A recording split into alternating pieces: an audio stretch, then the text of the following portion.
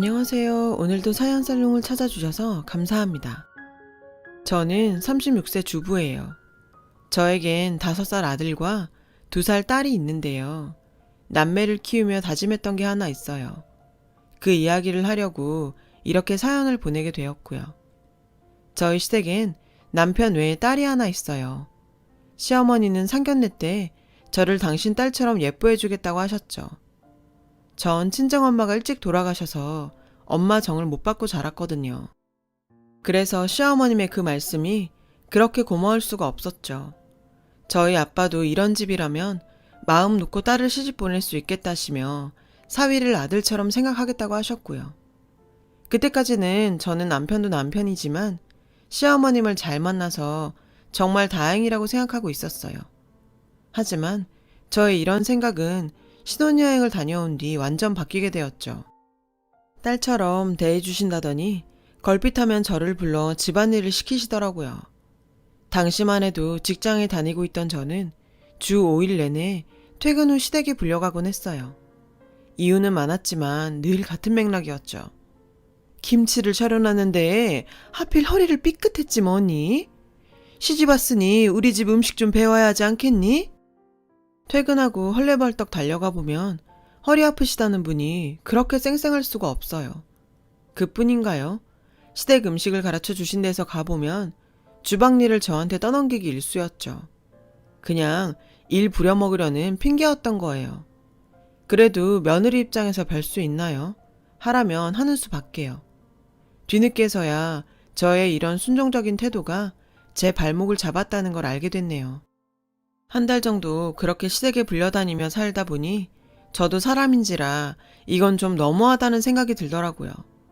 그래서 남편한테 우린 아직 신혼인데 어머님이 너무 자주 부르신다고 했더니 엄마가 너 마음에 들어서 그러는 거야. 아버지가 그러시는데 엄마가 온종일 너 생각만 하면서 뭘 더 가르쳐주면 좋을까 고민하신다더라고. 글쎄, 이런 속없는 소리를 하지 뭐예요. 남편은 좋은 쪽으로 얘기한 거겠지만 제 귀엔 쟤를 어떻게 더 부려먹을까 하는 말로 들렸죠. 딸처럼 예뻐해 주신다더니 품삯 없는 종년으로 부릴 생각이었던 거예요. 그도 그럴 것이 시누이는 정말 손 하나 까딱 안 하고 살거든요. 그런데도 누구 하나 뭐라고 하는 사람도 없어요. 오히려 어머님이 시누이 설거지며 방 청소까지 해주실 정도니까요. 그러던 어느 날 시누이가 결혼할 상대라며 집에 남자를 데려왔지 뭐예요. 당연히 그날도 어머님은 절 호출하셨고 저는 퇴근하기가 무섭게 시댁으로 달려갔어요. 사위는 백년 손님이라는데 뭘 하면 좋을까? 씨암탉이라도 잡아야 하나?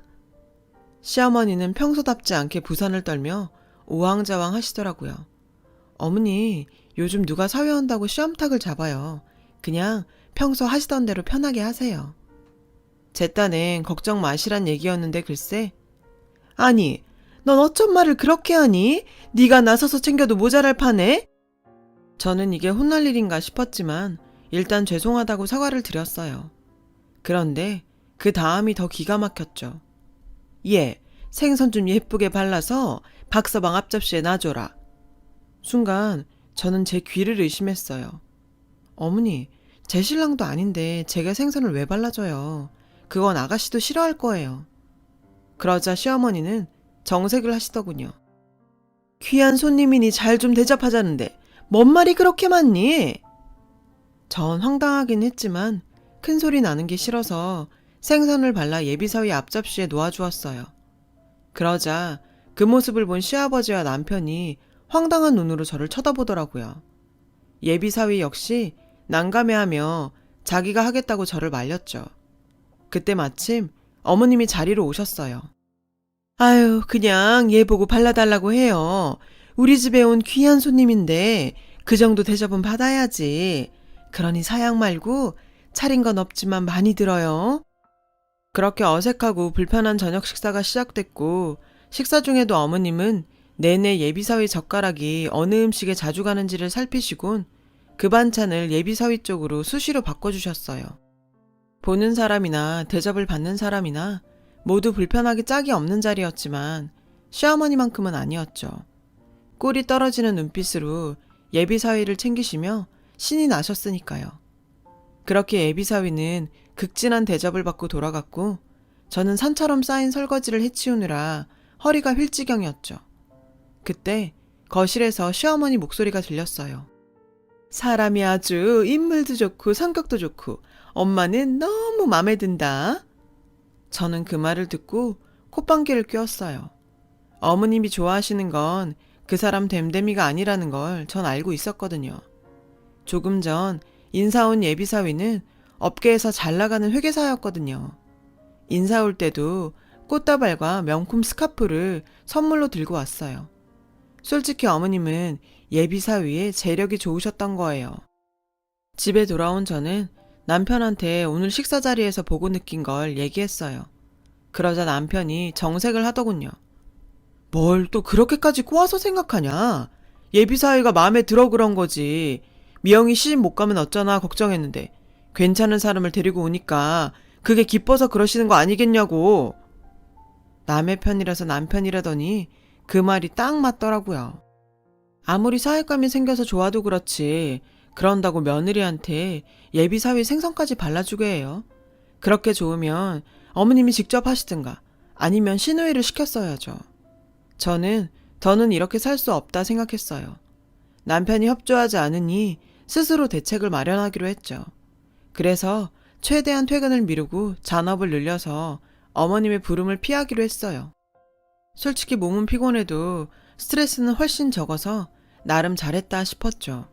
그런데 너 요즘 퇴근이 너무 늦는 거 아니니? 돈 버는 것도 중요하다지만 여자가 너무 밖으로 돌면 못 쓴다. 곧 있으면 내 시누이 결혼하는데 준비도 해야 하지 않겠니?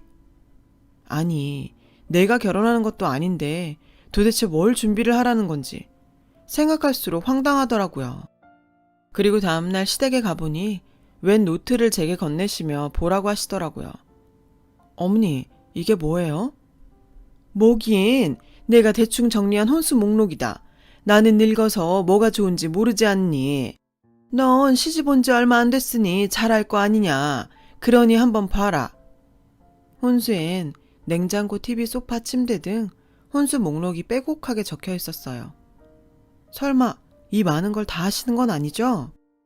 딱 봐도 견적이 어마어마했어요. 그런데 그 순간 싸한 기분이 들더라고요.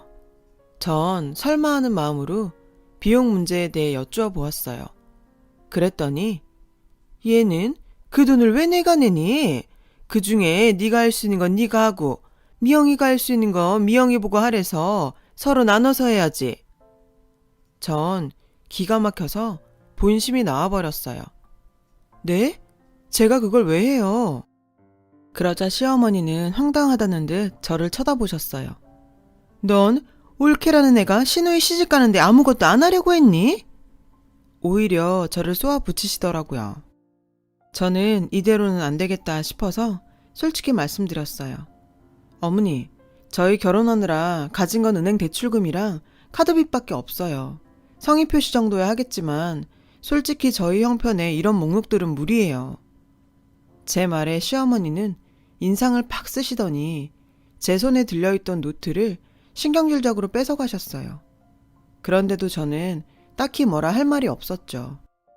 그 일이 있고부터 시어머니는 저에게 서운해서인지 연락을 뚝 끊으셨고 저는 조금은 신경 쓰였지만 일부러 야근하지 않아도 호출당할 일이 없으니 솔직히 편하다 생각했어요. 이렇게 지내는 것도 나쁘지 않다고 생각할 정도로요. 그런데 어느 날 남편의 급여통장 지출 내역을 확인하다 눈에 띄게 많이 나온 카드값에 불길한 예감이 들었어요. 자기야, 이번 달 카드값이 왜 이렇게 많이 나왔어? 그러자 남편이 눈치를 보며 말하더군요. 아, 그게 내가 미영이 결혼 선물로 냉장고랑 TV 사줬어. 아, 정말. 아니, 왜 그걸 자기 멋대로 정해요? 적어도 저하고 상의 정도는 했어야죠. 저는 화가 머리 끝까지 나서 말도 제대로 안 나왔어요. 그런 제 모습에 남편은 서둘러 변명을 늘어놓기 시작했죠. 무이자 24개월 긁었어. 하나뿐인 여동생인데 오빠가 그 정도는 할 수 있잖아. 내가 알아서 할부금 낼 테니까 자긴 걱정 안 해도 돼. 아니, 어떻게 걱정을 안 해요. 가계부에 구멍이 나게 생겼는데. 팔은 안으로 굽는다고?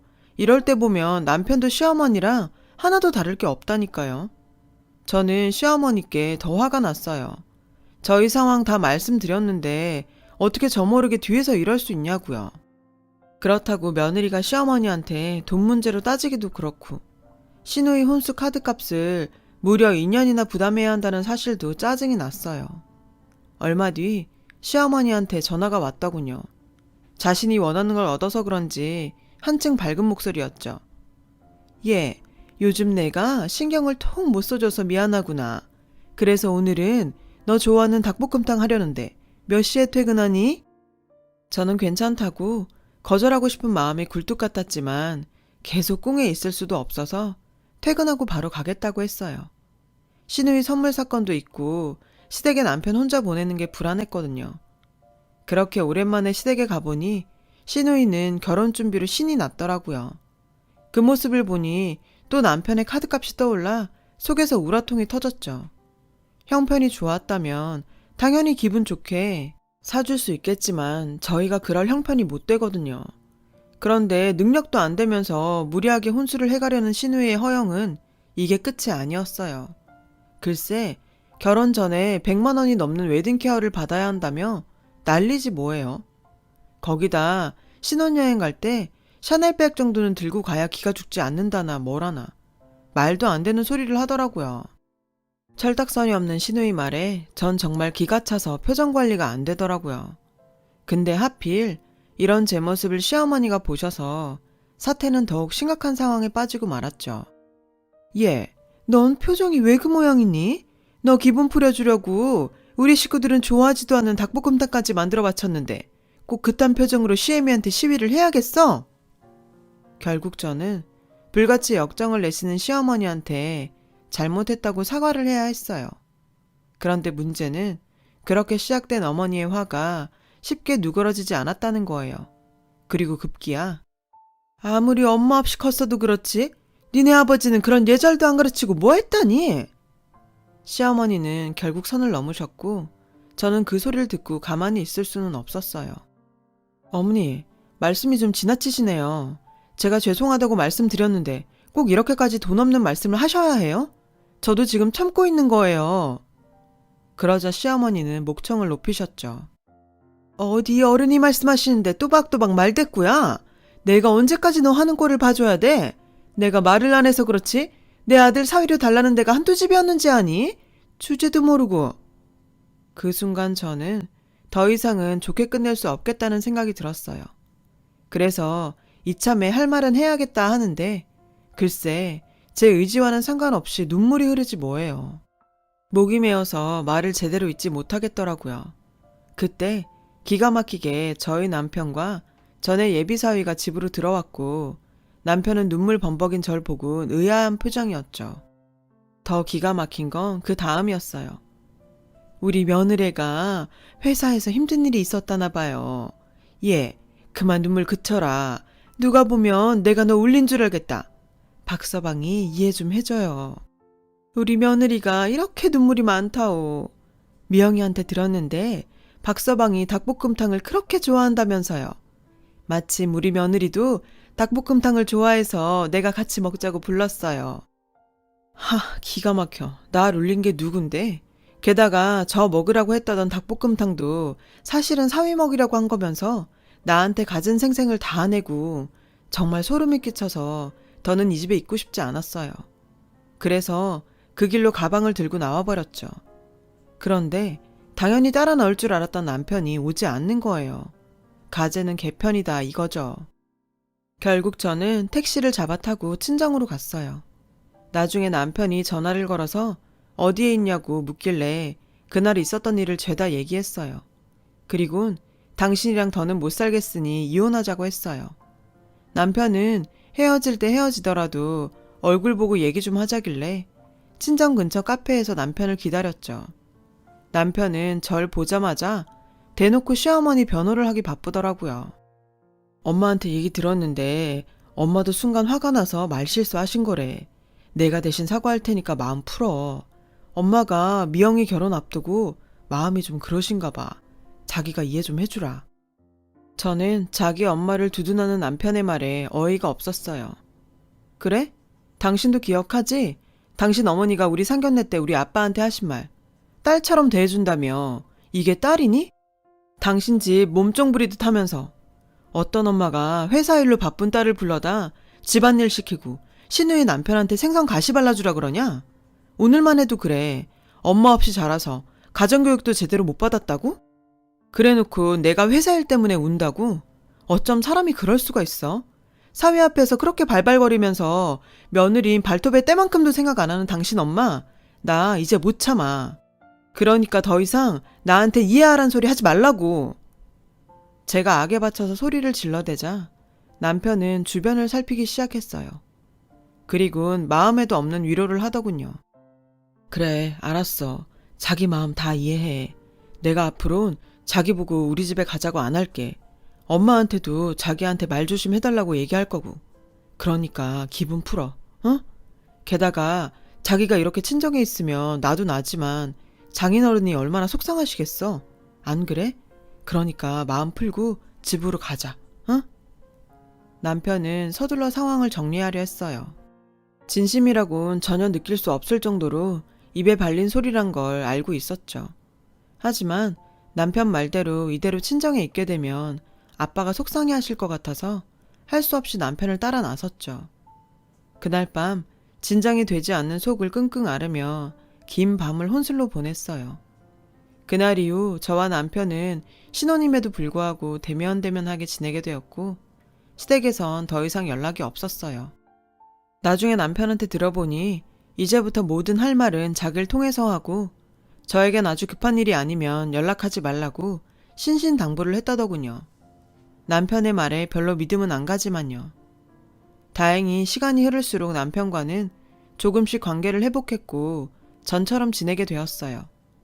문제는 시누이 결혼 날짜가 가까워지고 있다는 거였죠. 그런데 결혼식을 일주일 앞둔 상황에도 시댁에선 저와 남편에게 별다른 얘기가 없었고 은근 신경이 쓰이기 시작했어요. 그래서 저보다 결혼을 빨리 한 회사 동료한테 고민 상담을 했죠. 동료는 나중에 뒤탈이 없으려면 마음에 없어도 전화나 문자 한번 해보라고 하더라고요. 저도 그게 도리인 것 같아 그러기로 했죠. 그래서 큰맘 먹고 시어머니께 전화를 걸었어요. 아가씨 결혼식도 다가오고 지난번 일도 있고 해서 전화 한번 드렸어요.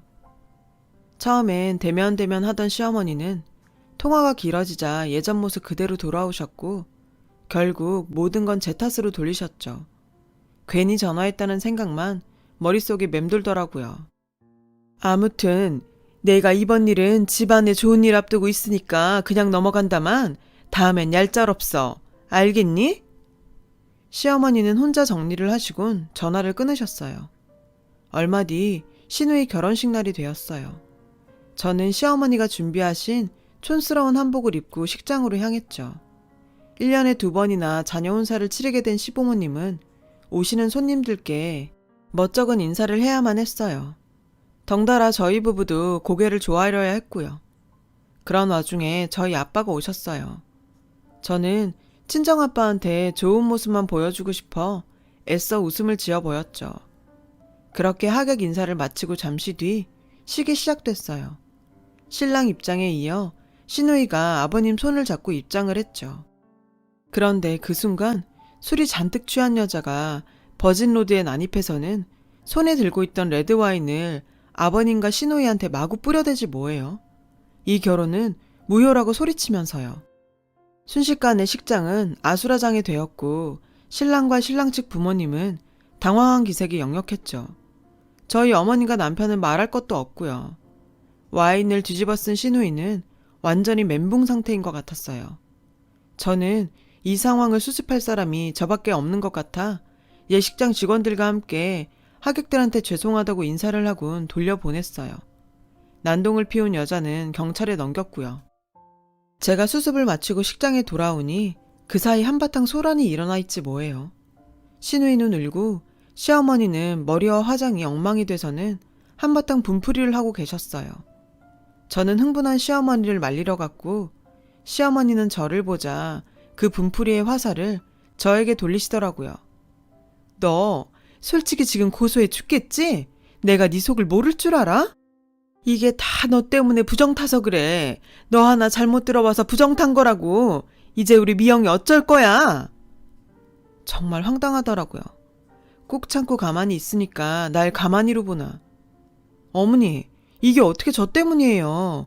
이건 다 어머니가 좋아 죽는 잘난 사위 때문이라고요. 아까 여기서 난동 피운 여자가 누군지 아세요? 어머님 사위 될 뻔했던 사람이랑 5년을 같이 산 여자래요. 그런 여자를 두고 아가씨랑 바람핀 거라고요. 그런데 이게 제 탓이라고요? 제발 상황 파악이나 하시고 말하세요. 저는 억울해서 격한 말을 쏟아냈어요. 그러자 시어머니가 손을 치켜들고는 그대로 제 뺨을 치려고 손을 드셨어요. 그리고 그 순간 아니 지금 뭐 하는 짓입니까? 당신이 뭔데 내 귀한 딸을 때리려고. 당신 미쳤어요? 아빠가 성큼성큼 걸어와 소리치셨어요. 저는 친정아버지를 보자 왈칵 눈물이 쏟아졌어요. 아빠는 저를 당신 뒤에 숨기시고는 시어머니를 죽일 듯 노려보셨어요. 그제야 정신이 든 시어머니는 어쩔 줄 몰라 하며 사과하셨어요. 하지만 화가 가라앉지 않는 아빠는 역정을 내셨죠. 딸처럼 예뻐해준다더니 내 딸한테 여태 이런 몹쓸 짓을 한 겁니까? 내가 당신 아들한테 똑같이 해볼까요? 시아버지는 자기가 대신 사과할 테니 이번 한 번만 이해해달라고 무릎을 꿇으셨어요. 그리고 시어머니를 꿇어 앉히셨죠.